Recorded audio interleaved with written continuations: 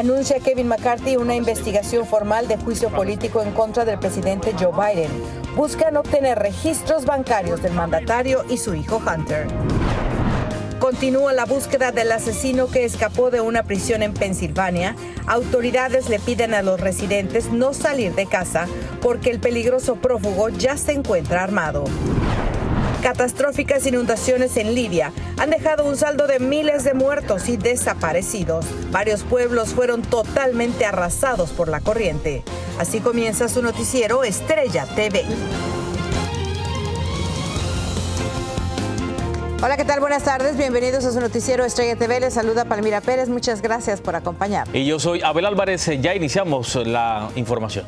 Así es, Abel. Iniciamos con el anuncio precisamente del presidente de la Cámara de Representantes, Kevin McCarthy, quien precisamente, nos tuvo un anuncio que hacer esta mañana y más adelante tendremos un analista político hablando de ese caso. Pero por lo pronto, vamos a un paquete de Alfredo Miranda. Alfredo.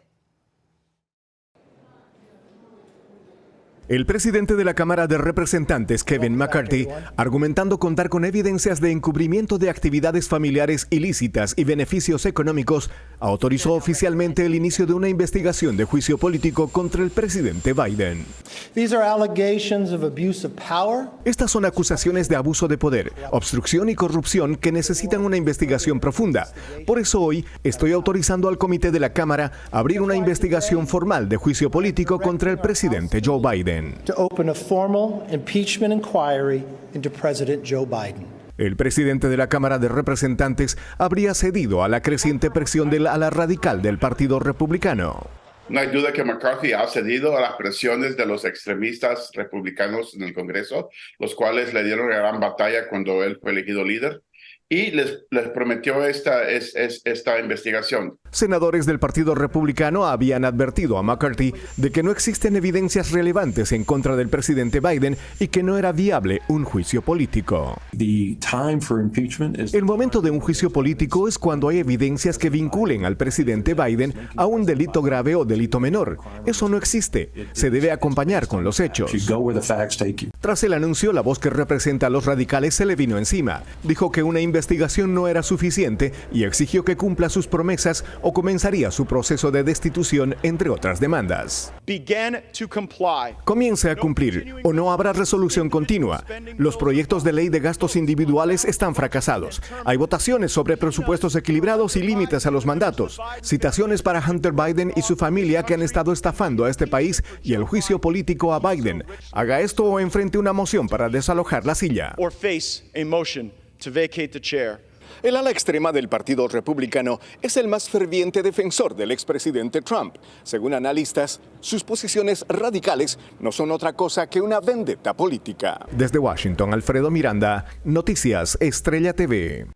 Bueno, y a propósito, la decisión de los republicanos de entablar un juicio político en contra del presidente Biden tendrá repercusiones importantes en la vida política estadounidense. Sin duda alguna, por eso tenemos como invitado el día de hoy al analista político Ricardo Brown para que nos dé su opinión sobre este controversial tema. Ricardo, muchísimas gracias por acompañarnos desde la Florida. Dicen vendetta política. ¿A qué se refieren con esto? Bueno, eso es lo que dicen los demócratas. El líder de la minoría demócrata en la Cámara de Representantes, Hakeem Jeffries, dijo esta tarde que lo que están tratando de hacer los republicanos de la Cámara es establecer lo que él llama una falsa equivalencia entre los problemas judiciales que enfrenta el expresidente Donald Trump y estas acusaciones que por ahora el consenso es que no se han aportado pruebas, acusaciones contra el presidente Trump y miembros de su familia, por supuesto, principalmente su hijo Hunter Biden. Ahora bien, Ricardo, esta situación política ya la hemos visto anteriormente, pero también lo hemos visto en otros países, pero siempre se ve que la política estadounidense está por encima del resto del mundo. Sin embargo, lo que se está viviendo hoy puede ser un hándicap para los demócratas y republicanos y abrir una brecha para los independientes.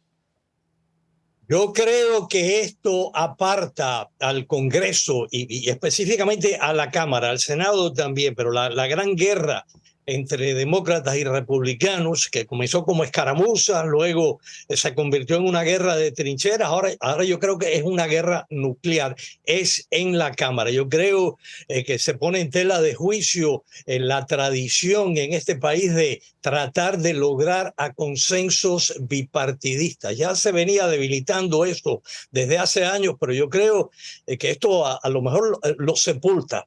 Verdaderamente es una crisis gubernamental. Dime, claro, Ricardo, seamos un poco más prácticos, porque digo, Hunter Biden es el hijo del presidente, él no es el político, él no es el presidente de la nación. Entonces, al parecer los republicanos van a agarrar pruebas, bueno, mucho se ha hablado de todas las pruebas que dicen que existen, pero al final de cuentas es el hijo del presidente, no el presidente el que ha hecho eso.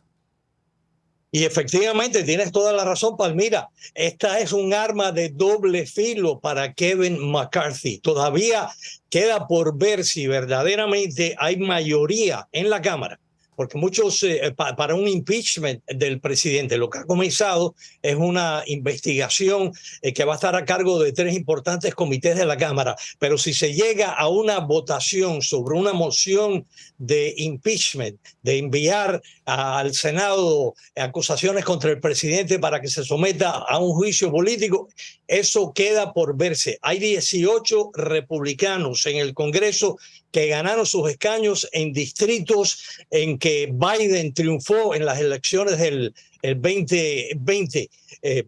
Distritos que se consideran bisagras, ¿no? Que pudieran ir de un lado a otro. Algunos analistas piensan que muchos de esos 18 republicanos simple y sencillamente no votarían por un impeachment. Ahora bien, se la juega McCarthy. Exacto, eso es Exacto, eso es lo que le te iba a preguntar, Ricardo. ¿Aquí quién se está jugando entonces la silla? Indiscutiblemente, por lo que dices, McCarthy puede estar realmente en ese vaivén que puede costarle quizás su puesto o su carrera política. Asimismo, hemos visto ese feroz discurso que pronunció el congresista Matt Gaetz en el hemiciclo de la Cámara, en el excelente reportaje del corresponsal de Washington. Hay quienes dicen que nada va a satisfacer al ala más conservadora del partido republicano, a los comecandelas, como se diría en algunos lugares. Se la está jugando McCarthy. Hay un huracán dentro del Capitolio en estos momentos y McCarthy pudiera ser el gran perdedor en este riesgo que ha tomado. Vamos a ver qué cabeza va a andar rondando por ahí próximamente. Muchísimas gracias, Ricardo Brown, por este análisis. Nos vemos próximamente. Gracias. Muchísimas gracias, Palmira y Abel. Gracias a ti.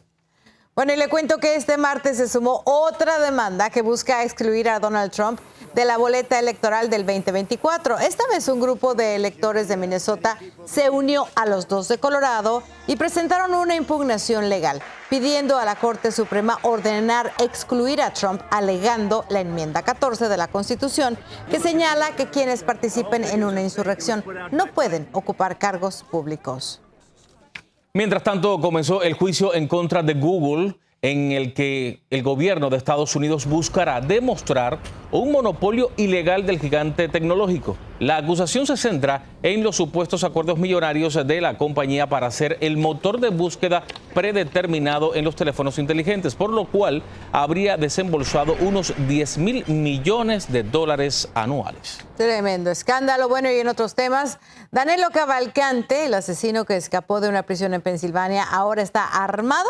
Y obviamente ya sabemos que es extremadamente peligroso. Las autoridades informaron que usarán la fuerza letal si es necesario para su captura. Wendy Castillo nos cuenta lo último sobre este caso. Wendy, buenas tardes. Hola, ¿qué tal? Muy buenas tardes. Las autoridades de Pensilvania afirman que hay aproximadamente 500 efectivos policiales en la operación de búsqueda del fugitivo y ante la amenaza que este representa para la comunidad, suspendieron las actividades escolares en la zona del norte del condado Chester, por donde se le vio la última vez. Por cielo y tierra, las autoridades buscan a Danilo Cavalcante, el reo que se fugó hace casi 2 semanas de una prisión de Pensilvania. El prófugo habría entrado a una casa donde robó un rifle, una mira y una lámpara. A pesar que el dueño le disparó en 7 ocasiones, aparentemente no le causó heridas. And at 10:10 p.m., A call was received from a resident on Coventryville Road indicating a short Hispanic male, no shirt and wearing dark pants, had entered his garage while the homeowner was in it, and that he grabbed a .22 rifle that was leaning in the corner of the garage. The homeowner drew a pistol and fired at Cavalcante as he fled with the rifle. PSP responded and secured that scene.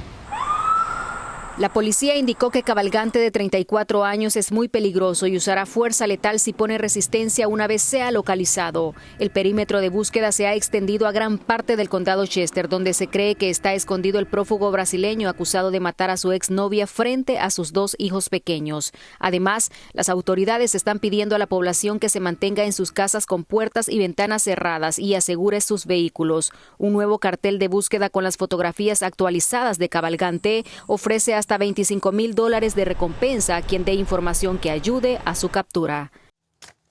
Muy importante, la policía advierte que quien ayude al sospechoso enfrentará cargos criminales. Asimismo, aseguraron que es cuestión de tiempo para capturarlo porque ya se encuentra desesperado. Interesante. Muchísimas gracias, Wendy, por este reporte. Lo seguiremos muy al tanto. Sí, sobre todo porque ha sido bastante perseguido y sobre todo mediáticamente. Vamos con temas de salud porque en Florida hay preocupación entre la comunidad médica por el aumento de hospitalizaciones a causa del COVID-19. Así es, 3/4 de los condados reportan un incremento sostenido en los contagios. Desde Miami, Anthony Belchi tiene el informe. Florida podría haberse convertido en el epicentro de una nueva ola de contagios por coronavirus. Aquí se están registrando niveles más altos de hospitalizaciones por COVID-19 que en otros lugares de Estados Unidos. El turismo no estaría ayudando para nada. Y obviamente pues en los sitios donde se vacacionan hay mayor contacto también de personas que puedan adquirir este virus. 43 de los 67 condados de Florida han reportado niveles moderados de nuevas admisiones hospitalarias por la variante Omicron. Es una proporción más alta que cualquier otro estado del país. El virus ahora no es más agresivo que al inicio de la pandemia, pero el problema es si los hospitales podrían estar al borde del colapso ante el aumento de casos. No creo que vamos a llegar al punto en que teníamos cuando el virus era muy virulento, muy mortal en muchos casos. No creo que vamos a llegar a ese punto, pero sí creo que vamos a llegar al punto de tener que hacer recomendaciones a la gente. Unas recomendaciones que pasan por el lavado de las manos o evitar espacios cerrados. Los CDC además recomiendan utilizar mascarilla si se sospecha de haberse infectado. Sinceramente es difícil cuantificar la transmisión real, pero sabemos que es mucho más de lo que ha sido en el pasado reciente. Este lunes la FDA ya dio luz verde a las dosis de refuerzo de Moderna y Pfizer para personas mayores de 12 años. Es una manera más de minimizar el impacto del virus. Los médicos aseguran que funciona. Booster como tal puede ayudar al sistema inmune a prepararse para el virus en general, así no sea la misma variante.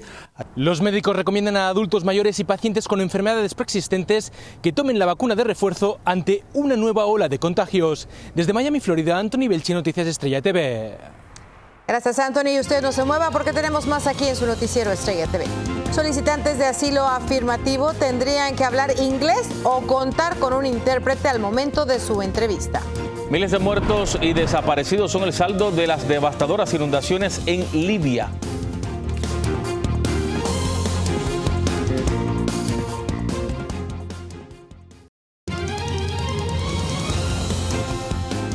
Gracias por seguir con nosotros aquí en el noticiero Estrella TV.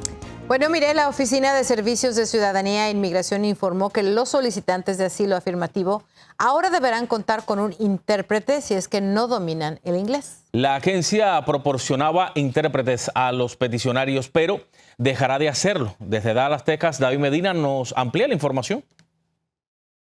A partir de este 13 de septiembre, todos los inmigrantes que están solicitando asilo deberán llevar sus propios intérpretes a las entrevistas con los funcionarios del Servicio de Ciudadanía e Inmigración de Estados Unidos. Ya Inmigración no le va a proveer el servicio de intérprete y ese intérprete tiene que cumplir ciertos reglamentos para poder ser elegible de interpretar en la cita.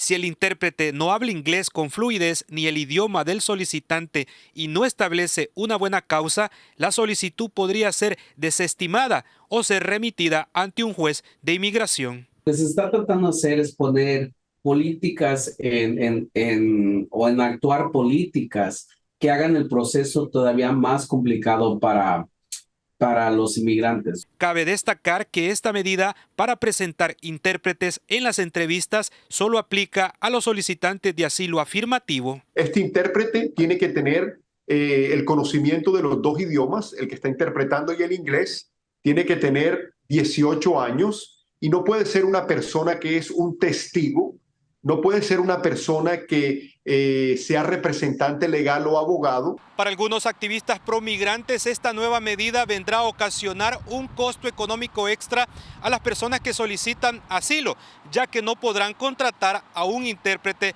cuando tengan su cita ante un oficial de migración. David Medina, Noticias, Estrella TV. Bueno, no se vaya que aún tenemos más aquí en su noticiero Estrella TV. Tragedia en Libia, se registran miles de muertos y desaparecidos tras catastróficas inundaciones. Detienen en Colombia a una influencer que daba costosos regalos a sus seguidores. Detalles al volver.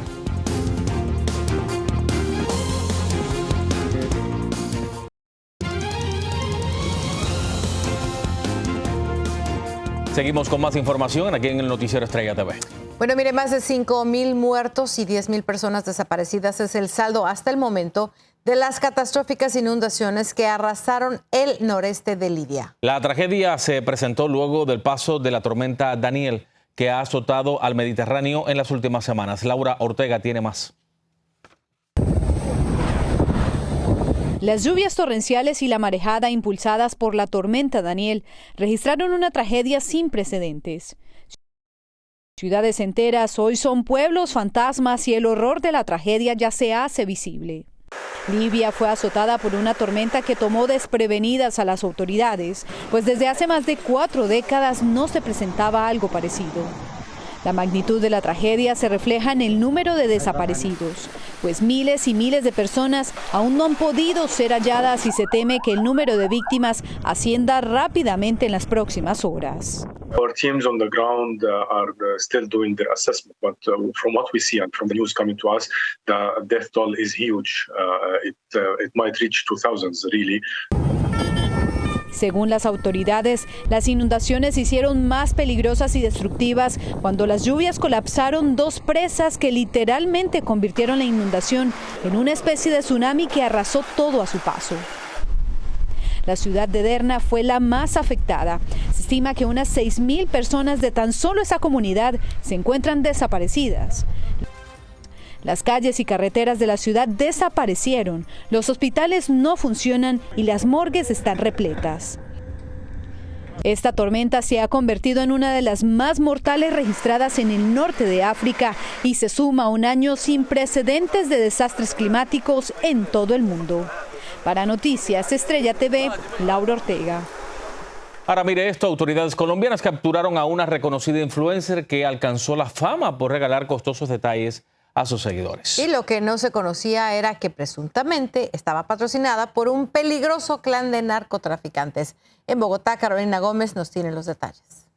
Buenas noches para todos mis amores. Mostrarse como una influencer era la fachada, según la policía y la DEA, de Ceci Juliet Pino Restrepo, conocida como Linda Caramelo. Se paseaba por Medellín en lujosos carros, además de regalar y rifar costosas cosas entre sus seguidores. Ay, mi amor, feliz Navidad.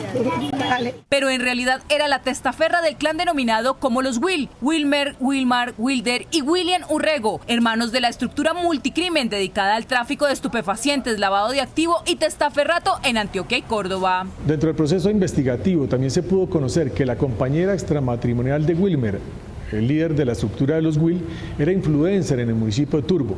Ella se dedicaría a realizar rifas de motocicletas y bonos para realizarse cirugías estéticas. Además tendría una red de más de 80 motocicletas en ese municipio y también se dedicaría a la construcción de lujosas casas en zonas vulnerables del mismo municipio. Todo según la investigación producto de los dineros ilícitos del narcotráfico para dar apariencia de legalidad, que poco a poco fueron identificando y logrando descubrir que alcanzaron a lavar más de 13.800.000 además de muchos costosos bienes que logró adquirir y mostraba como producto de su trabajo en redes. Hace pocas horas, nuevamente haciendo uso de sus redes sociales, dejó ver cómo fue puesta en libertad y afirmó que había sido usada para dar resultados y que ella es en realidad inocente. Según la Dijín, el cuerpo investigativo de la policía no es que haya quedado en libertad, sino que un juez le dio medida restrictiva de la libertad domiciliaria, es decir, casa por cárcel, en donde tendrá que enfrentar su juicio en contra. En Bogotá, Colombia, Carolina Gómez para Noticias Estrella TV. Interesante, ¿no? Sí, muy interesante, la verdad. Bueno, no se vaya, tenemos más aquí en su noticiero Estrella TV.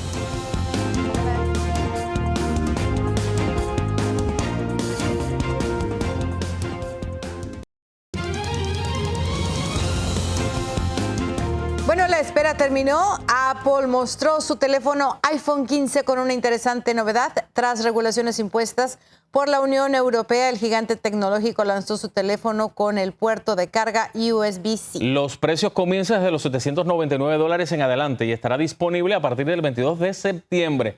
Así que si a usted le gusta la tecnología y quiere estar al día, pues ya está. Y también hay un nuevo Apple Watch. ¿Qué tal? ¿Se va a comprar uno? Yo sí. Gracias. Hemos llegado al final. Gracias.